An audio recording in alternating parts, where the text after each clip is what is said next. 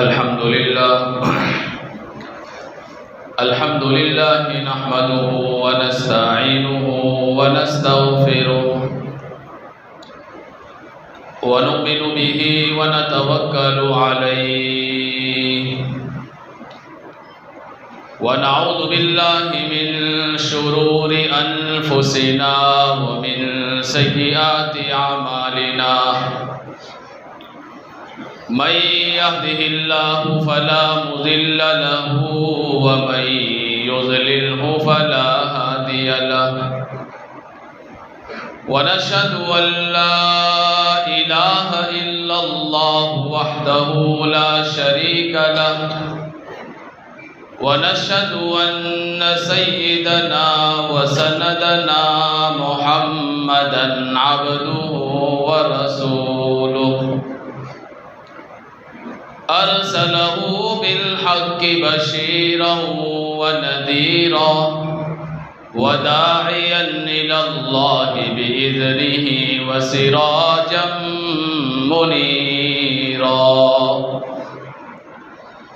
أما بعد فقد قال الله تبارك وتعالى في كتابه المجيد والفرقان الحميد أعوذ بالله من الشيطان الرجيم بسم الله الرحمن الرحيم إنك ميت وإنهم ميتون وقال رسول الله صلى الله عليه وسلم لعن الله اليهود والنصارى اتخذوا قبور أنبياءهم مساجد أو كما قال النبي صلى الله عليه وسلم صدق الله العظيم وصدق رسوله النبي الكريم ونحن على ذلك لمن الشاهدين والشاكرين والحمد لله رب العالمين.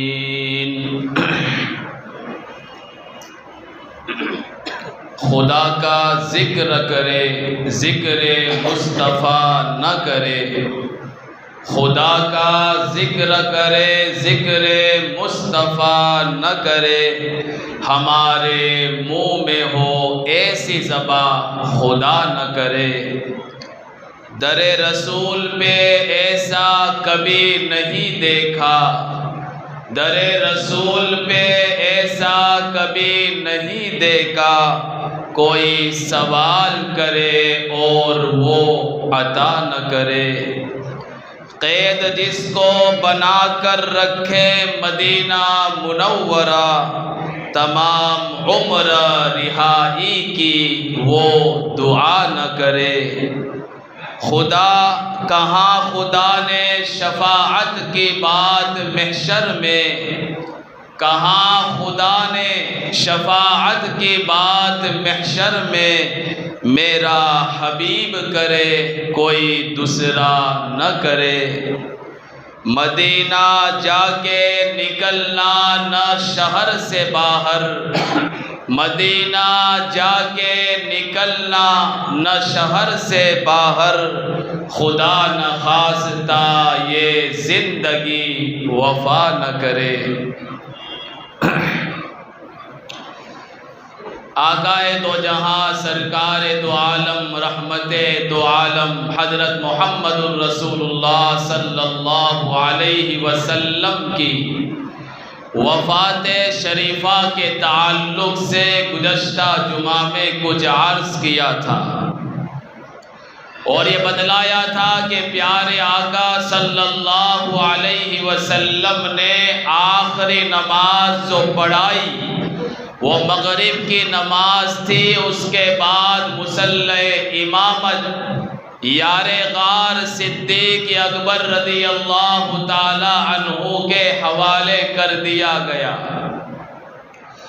اس کے بعد نبی کریم صلی اللہ علیہ وسلم اتنے بیمار رہے کہ مسجد نبوی میں تشریف لانے کی سکت اور قوت بھی باقی نہ رہی، لیکن وفات سے 4 دن پہلے طبیعت قدر سکون پذیر ہوئی تو نبی کریم صلی اللہ علیہ وسلم نے گھر والوں سے فرمایا کہ 7 مشکیں پانی کی بھر کر میرے اوپر ڈالی جائے۔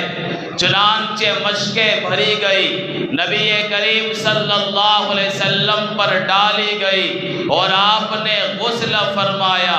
غسل فرمانے کے بعد ارشاد فرمایا کیا گھر میں کوئی موجود ہے؟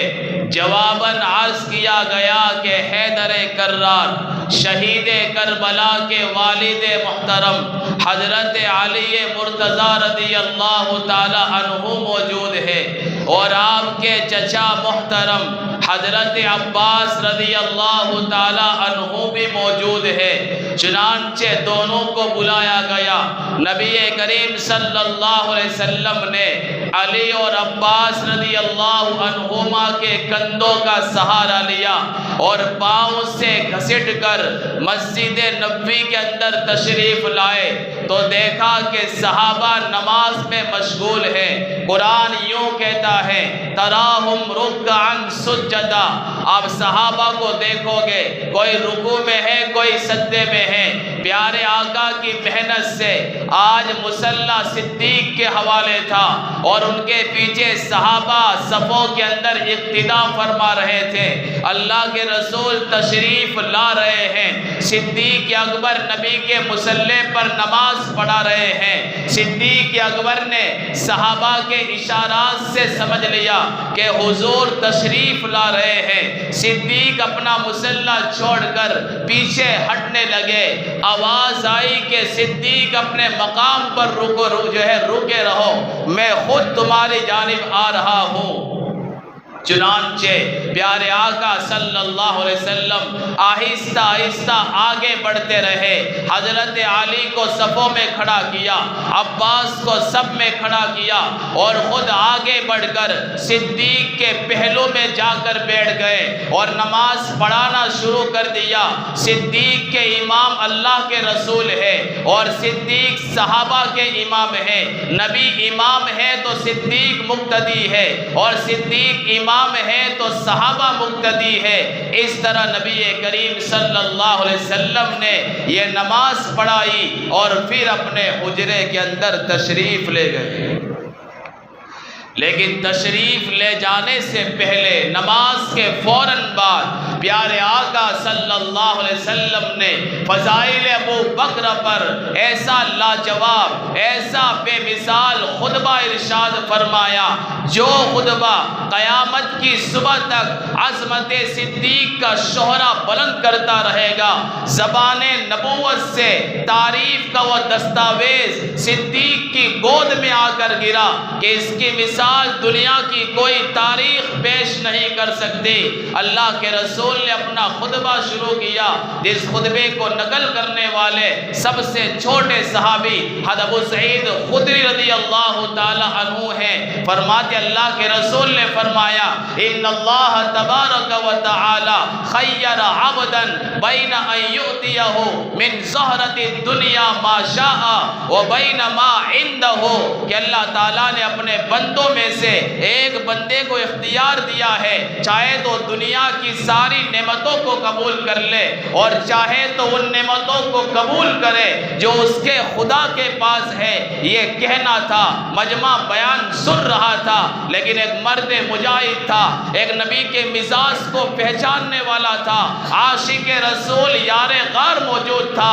وہ اس جملے کو سنا ہے کہ اللہ کے رسول نے آگے فرمایا فخیر ذالک العبد ما عند اللہ، جب جملہ یہ کہا کہ اس بندے نے اپنے اللہ کی نعمتوں کو قبول کر لیا ہے، فبکا ابو بکر، ابو بکر دھاڑے مار کر رونے لگے۔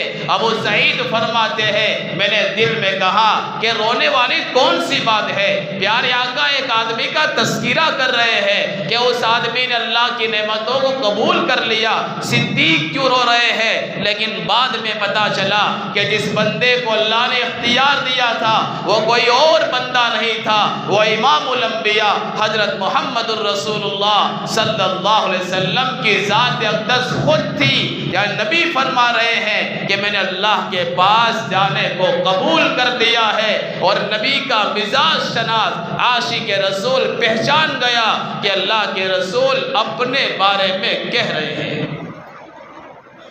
جب جب صدیق رونے لگے، پیارے آقا صلی اللہ علیہ وسلم منبر پر تشریف فرما ہے، یار غار کو روتا دیکھ کر تسلی دیتے ہوئے دلاسا فرمایا کہ رونے کی بات نہیں ہے۔ ان کے فضائل کو شروع کیا، ان امن الناس علی فی صحبتہ و مالہ ابو بکر، کہ جس کسی کی رفاقت نے، جس کسی کے مال نے مجھے سب سے زیادہ نفع پہنچایا ہے، جس کا میں ممنون ہوں، وہ کوئی اور نہیں ہے، ابو بکر صدیق ہے۔ وَلَوْ كُنْتُ مُتَّخِذًا خَلِيلًا غَيْرَ رَبِّي لَاتَّخَذْتُ أَبَا بَكْرٍ خَلِيلًا، اگر میں اپنے رب کے علاوہ کسی اور کو دوست بناتا تو صدیق اکبر کو دوست بناتا۔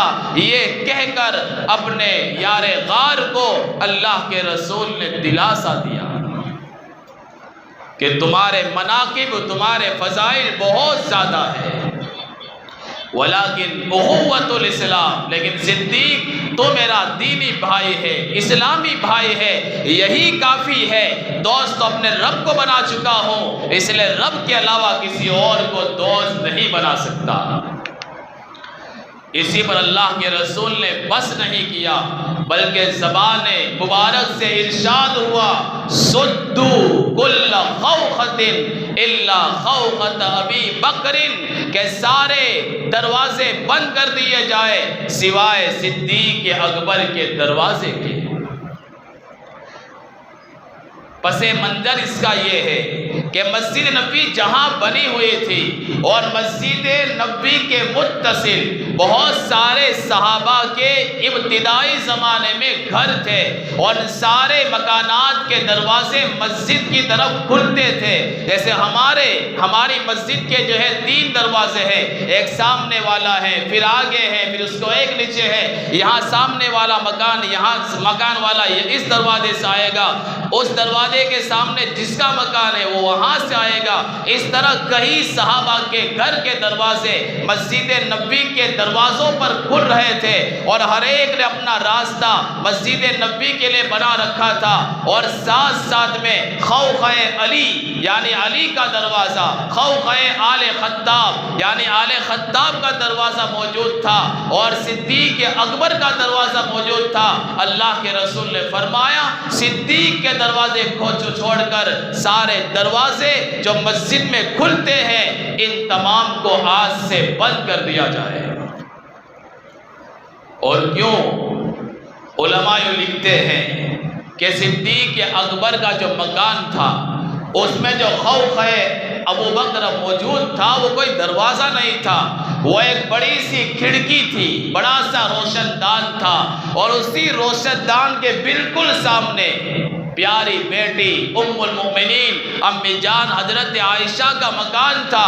گویا نبی کا چہرہ اس کھڑکی سے نظر آتا تھا جب پورے دن کام کاج سے فارغ ہو جاتے تھے اور رات کا سناٹا ہوتا، اپنی تمام مصروفیات سے فارغ ہو کر صدیق اکبر رضی اللہ تعالی عنہ اس روشن دان کے سامنے آ کر کھڑے ہو جاتے اور نبی کے مکان کی طرف نظریں کاٹ دیتے تھے، یہاں تک کہ اللہ کے رسول جو ہے شمس الضحیٰ قرآن نے کہا ہے، بدر الدجا قرآن نے کہا ہے، وہ اپنا نورانی چہرہ جب نمودار کرتے تھے تو روشن چہرے سے روشن کرنے سب سے پہلے صدیق اکبر کے روشن دان سے منتقل ہو کر جب صدیق کے چہرے پر پڑتی تھی تو صدیق کو سکون آ جاتا تھا۔ پیارے آقا زندگی بھر یہ دیکھ رہے تھے کہ میری محبت صدیق کے دل میں کتنی ہے، اس لیے موت سے چند دن پہلے یہ ارشاد فرما دیا کہ اس خوخہ ابو بکر کو کھلا رکھا جائے جس سے میرا یار غار میرا دیدار کیا کرتا تھا۔ اس لیے سارے دروازے بند کروا دیے گئے اور صدیق اکبر رضی اللہ تعالی عنہ کا دروازہ صرف کھلا رکھا گیا، کھڑکی کھلی رکھی گئی۔ اندازہ لگاؤ، پیارے آقا صلی اللہ علیہ وسلم سخت بیمار ہے اور بیماری کی حالت میں مسجد میں نہ آنے کی اجازت ہے، گھر پر نماز پڑھنے کی اجازت ہے، لیکن پیارے آقا پھر بھی مسجد میں تشریف لا رہے ہیں 4 دن پہلے، اور بخار کتنا شدید بخار۔ عمر ابن خطاب، عبداللہ ابن مسعود رضی اللہ تعالی عنہ اور ابو سعید خدری فرماتے ہیں اتنا سخت بخار تھا، اتنا سخت بخار تھا کہ کوئی انسان نبی کے جسم پر ہاتھ نہیں رکھ سکتا تھا، اتنا جسم گرم ہو چکا تھا بخار کی وجہ سے۔ جب آپ تشریف لائے ہیں تو موٹی چادر پہنے ہوئے تھی، اس چادر کے اوپر سے بھی ہم حرارت محسوس کر سکتے تھے، گویا موٹی چادر بھی گرم ہو چکی تھی۔ ایسی حالت میں 2 آدمیوں کا سہارا لے کر پیارے آقا صلی اللہ علیہ وسلم مسجد میں تشریف لا رہے ہیں۔ کیوں آئے؟ اس لیے آئے کہ اللہ کے رسول مسجد میں اس لیے آئے کہ خلافت جو ہے خلافت کا مسلح اور منصب خلافت صدیق اکبر کو سپرد کرنا تھا۔ صدیق کے پاس جو مسلح تھا وہ نماز کا مسلح نہیں تھا، وہ خلافت کا مسلح تھا۔ اس لیے پیارے آقا صدیق کے پہلو میں زندگی میں بیٹھ گئے اور مرنے کے بعد صدیق اکبر کو اٹھا کر اپنے روضے میں اپنے پہلو میں سلا دیا اور دنیا کو بتلایا کہ میرا سچا وارث صدیق اکبر ہے۔ اور ذرا کمال دیکھیے، اللہ کے رسول خود بھی آ سکتے تھے کیونکہ چلنے کی تھوڑی ہمت پیدا ہو گئی تھی، لیکن آواز لگائی کوئی ہے مکان میں، کہا علی اور عباس موجود ہے، اکیلے نہیں گئے، ساتھ میں علی اور عباس کو لے کر گئے، اور ساتھ میں لے کر نہیں گئے، علی کو صدیق کی ابتدا میں کھڑا کیا، عباس کو صدیق کی ابتدا میں کھڑا کیا، اور دنیا کو بتلایا کہ جو علی کا ہوگا وہ صدیق کا ہوگا، اور جو صدیق کا نہیں ہوگا وہ علی کا بھی نہیں ہو سکتا۔ اور دنیا نے نظارہ کیا کہ اللہ کے رسول امام ہے صدیق کے، لیکن صدیق امام ہے علی کے، صدیق امام ہے عباس کے، تاکہ دشمنان صدیق کو کوئی شک باقی نہ رہے خلافت صدیق کے اندر کہ خلافت آقا نے خود دی ہے صدیق کو۔ اس لیے ان کو پیچھے کھڑا کیا اور صدیق اکبر رضی اللہ تعالی عنہ کو اپنے مسلح کے پر کھڑا کر کے اپنے پہلو میں، ان کے پہلو میں خود رسول اللہ صلی اللہ علیہ وسلم بیٹھ گئے۔ شاعر کہتا ہے پہلو مصطفیٰ میں بنا آپ کا مزار، پہلو مصطفیٰ میں بنا آپ کا مزار، پہنچی وہیں پہ خاک جہاں کا خمیر تھا، کہ زندگی میں رسول خود صدیق کے پہلو میں بیٹھے اور مرنے کے بعد صدیق کو اپنے روضے میں ساتھ میں سلا دیا۔ اور جب اللہ کے رسول نے فرمایا کہ سارے خوخے اور کھڑکیاں بند کر دی جائے، تو عباس نے سوال کیا کہ اللہ کے رسول آپ نے کچھ کے دروازے بند کروا دیے اور کچھ کے کھلے رہنے کا حکم کیا، ایسا کیوں؟ تو اللہ کے رسول نے فرمایا میں نے نہ اپنے حکم سے بند کروایا ہے اور نہ اپنے حکم سے کھلوایا ہے، یہ تو اللہ کی طرف سے حکم تھا، اس لیے میں نے آرڈر دیا تھا۔ اور اسی خطبے میں اللہ کے رسول نے اسامہ بن زید رضی اللہ تعالی عنہما کو ایک لشکر کا امیر بنا کر زید بن حارثہ کے قاتلوں سے جنگ کرنے کے لیے روانہ کیا، تاکہ بوڑھوں کو نوجوانوں کی صلاحیت پر اعتماد ہو جائے، تاکہ جوان اپنی صلاحیت کو اجاگر کر سکے۔ اس لیے زندگی سے موت سے کچھ دن پہلے اللہ کے رسول نے اسامہ بن زید کو، جن کی عمر ابھی صرف 17 سال کی تھی، لشکر کا امیر بنا کر بھیجا، اور ساتھ میں چلنے والوں میں اسلام کے پہلے خلیفہ صدیق اکبر موجود ہے، دوسرے خلیفہ عمر ابن خطاب موجود ہے، اور امیر کون ہے؟ اسامہ اسامہ بن زید رضی اللہ تعالی عنہما، یہ اللہ کے رسول نے امت کو پیغام دیا کہ اگر تم اپنی سماج میں بوڑھے ہو، تجربہ کار ہو، لیکن کوئی نوجوان آتا ہے اپنی صلاحیت سے آگے بڑھنا چاہتا ہے، تو انہیں مت کہو تو آج کا نوچے، ہمارے سامنے بڑے بڑے آ کر چلے گئے، ارے اس میں کیا ہوا، یہ آج پیدا ہوا ہے۔ لیکن کبھی ایسا ہوتا ہے استاد مشہور نہیں ہوتا اور شاگرد مشہور ہو جاتا ہے۔ آج مولانا غلام محمد وستانوی کو سب جانتے ہیں، استاد کو کوئی نہیں جانتا، شیخ حنیف کو ہر کوئی جانتا ہے، ان کے استاد کا نام جو ہے بلند نہیں ہوا، شیخ یونس کو ہر کوئی جانتا ہے۔ اساتذہ کے اندر اتنا اخلاص تھا کہ وہ باہر نہیں آئے، انبیاء کو سب جانتے ہیں لیکن ان کی اماں جان کو کوئی جلدی سے نہیں جان پاتا، یہ ان کا خلوص ہے کہ وہ مشہور نہیں ہوئے۔ لہذا اللہ کے رسول نے آخری وقت میں اسامہ بن زید کو لشکر کا امین بنا کر نوجوانوں کو جو ہے رہبری دی، تعلیم دی کہ اپنی صلاحیتوں کو اچھے کام میں لگاؤ، اگر تم کرنا چاہو تو ایک لشکر اسلامی کا امیر بن سکتے ہو، ایک ذمہ دار بن کر دشمنان اسلام سے مقابلہ کر سکتے ہو، لہذا اپنے آپ کو کم مت سمجھو، چھوٹا مت سمجھو۔ یہ اللہ کے رسول نے پیغام دیا۔ اور آخری وقت میں کہ اسامہ بن زید کے لشکر کو جو ہے روانہ کیا، پھر اللہ کے رسول نے اسی خطبے میں بڑے درد بھرے انداز میں فرمایا، لعن اللہ الیہود والنصارى اتخذوا قبور انبیائہم مساجد، کہ اللہ تعالیٰ کی لعنت ہو یہودیوں پر، نصرانیوں پر، جنہوں نے اپنے انبیاء کی قبروں کو سجدہ گاہ بنا لیا۔ اور اللہ کے رسول نے دعا فرمائی، اللہم لا تجعل قبری وثنا یعبد، اللہ میری قبر کو بت پرستی جیسا جو ہے، صنم پرستی جیسا مت بنانا کہ لوگ آ کر میری قبر کی پوجا کریں۔ یہ اللہ کے رسول نے دعا مانگی اللہ سے کہ میری قبر کو سجدہ گاہ مت بنانا، اور جن لوگوں نے بنایا تھا اللہ کے رسول نے ان پر لعنت برسائی۔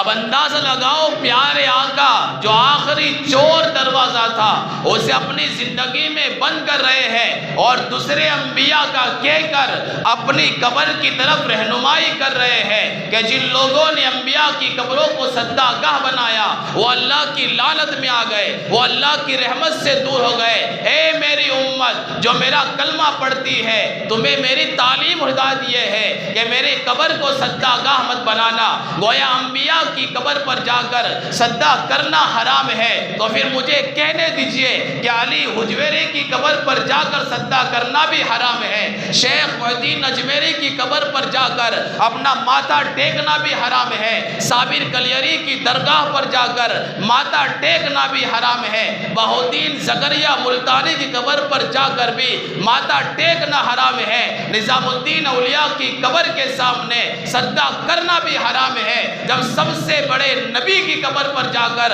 سجدہ کرنا حرام ہے تو ان کے نام لیوا کی قبروں پر سجدہ کرنا کہاں جائز ہوگا؟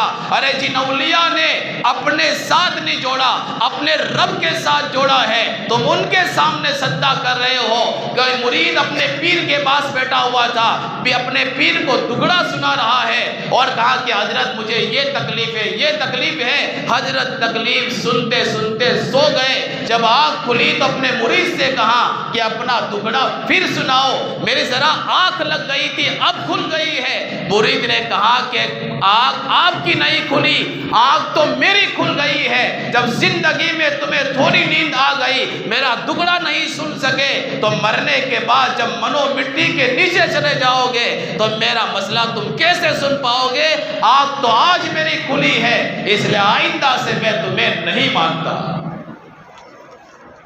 یہ مرید نے کہا، اگر وہ خدا ہوتے تو اپنے آپ کو بچا سکتے تھے، لیکن نہیں۔ آج لوگ اولیاء پرستی کے اندر، قبر پرستی کے اندر اتنے آگے بڑھ چکی ہے۔ آج جو جلوس کے اندر لوگ ناچ رہے ہیں، پٹاخے پھوڑ رہے ہیں، جو نبی ان کو مٹانے آیا تھا آج اسی نبی کا نام لے کر، آج جمعہ کا مبارک دن ہے، ان کی مسجد جا کر دیکھو خالی ہوگی، لیکن راستے بھرے ہوئے ہیں، اللہ کے احکام کی پرواہ نہیں، نبی کی سنتوں کی پرواہ نہیں۔ آج مجھے اور آپ کو فخر اور خوشی محسوس کرنا چاہیے کہ اللہ نے ہمیں عقل سلیم دی ہے اور اللہ اور نبی کا طریقہ جو ہے ادا کرنے کے لیے، نبی کی سنت کو ادا کرنے کے لیے آج اللہ ہی کے کرم سے ہم اس کے گھر میں نماز کے لیے بیٹھے ہیں۔ کوئی سیاح اور ٹورسٹ ہندوستان میں آیا، وہ گھوم پھر کر جب واپس اپنے ملک گیا تو اس سے لوگوں نے پوچھا کہ یہاں میں اور انڈیا میں کیا فرق دیکھا؟ کہ کوئی فرق نہیں ہے، بس ہندوستان میں لوگ پڑی کو پوچھتے ہیں اور ہم کھڑی کو پوچھتے ہیں۔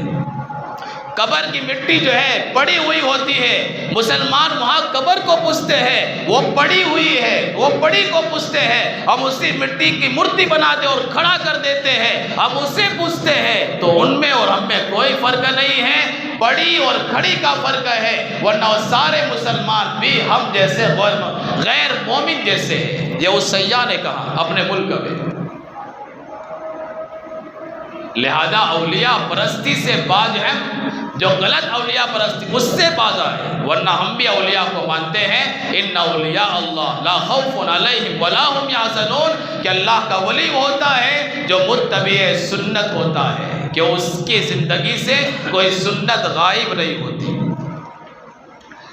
بہرحال پیارے آقا صلی اللہ علیہ وسلم نے امت کو یہ پیغام دیا کہ میری قبر کو صدقہ گاہ مت بنانا، اور اللہ سے دعا بھی کی۔ اللہ نے دعا ایسی قبول کی، کسی کی مجال ہے کہ ذرا روضہ اقدس پر سر جھکا کر دکھائے، پولیس والا دور سے یہ آواز لگائے گا، شرک شرک کر کے ایسا بھگائے گا کہ آئندہ آنے کی ہمت نہیں ہوگی۔ یہ پیارے آقا کی دعا ہے، لہذا ہم بھی جو ہے یہ عقیدہ پیدا کریں کہ سر جھکانے والی، سر جھکا جس کے سامنے سر جھکا جائے وہ ذات صرف اللہ کی ہے، اسی ذات نے پیشانی پیدا کی ہے اور اسی ذات کے سامنے ہم اپنا سر جھکائیں گے۔